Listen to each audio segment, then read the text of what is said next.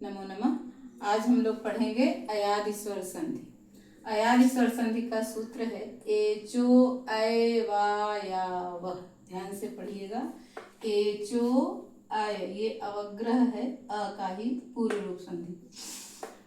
अय वा या वह। अब हम इसका विच्छेद करेंगे। पहले सूत्र को समझें तो तोड़ेंगे तो ये ओ का विसर्ग हो जाता है, तो एच धन। ये अब ये यहाँ पे विसर्ग संधि थी तो विसर्ग का ओ हुआ था, तो ओ का विसर्ग कर दिए, तब ये अवग्रह का अ हो गया। आय, अब य में जो अ है उसको यहाँ ले आए। अब व में हलंत किए, व की आ की मात्रा को निकाले, यहाँ आए आय। अब य में जो आ की मात्रा है वो ये है आ। इस तरह सभी मात्राओं को जब हम अलग करते हैं एचो अय वा या वह सूत्र से, तो ये एचह निकलता है। प्रथमा विभक्ति एक वचन, ये पहले रहेगा। धन उस आए, आओ, आय, आओ, मतलब ये इसकी व्याख्या होगी।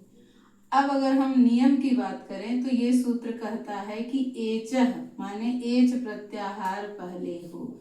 एच में क्या क्या आता है? ए ओम ऐ औच, तो अंतिम से एक संज्ञा हो गई, तो ए ओ ऐ औ पहले आएगा। उसके बाद कोई भी स्वर आए तो ए का ऐ हो जाता है, ओ का औ, ऐ का आय, औ का आव, और ये सारे व्यंजन हलंत होंगे। जब ये हो जाएगा तो जो ये बाद वाला स्वर है उसकी इसमें मात्रा लग जाती है। ठीक, तो जैसे हम पहले इसके उदाहरण को देख लें। एक उदाहरण है हमारे पास, भव धन अकह। यहाँ पे देखिए कि यहाँ पे औ है, यानी हमारे नियम के अनुसार एच प्रत्याहार पहले हो, तो एओंग ऐ औच में औ है, औ पहले है और उसके बाद स्वर है, कोई भी स्वर हो। तो भव जैसे ओ ए का ऐ, ओ का औ, ऐ का आय, औ का आव, तो जैसे औ का आव तो भव का भव। यानी अगर हम भ में से औ अलग करें तो भ धन औ, और फिर है अकह। ठीक, अब ये औ का क्या करना है हमें? आव, तो जैसे आव कर दिए। अब ये भ हलंत है, यहाँ लिख ले भ आव, और फिर ये अकह। देखिए अब ये सबको जोड़ दें तो भ में ये आ जुड़ जाएगा तो ये हो जाएगा भाव, व में ये अ जुड़ जाएगा तो ये पूरा व हो जाएगा, फिर कह। इस तरह से भव धन अकह का भाव कह बनता है। भव का औ का आव तो भव का भाव, और व में अ जुड़ा तो भाव कह बन गया। मैंने तोड़ करके जैसे अभी तक बताया था उस तरह से ये बन गया।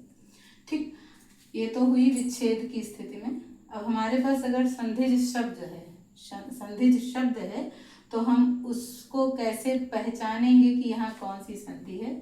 जैसे हमने दीर्घ गुण वृद्धि यण में बताया, उसी तरह अयादि स्वर संधि में जब हम शब्द को पढ़ेंगे तो उसमें अय, अव, आय, आव सुनाई देना चाहिए।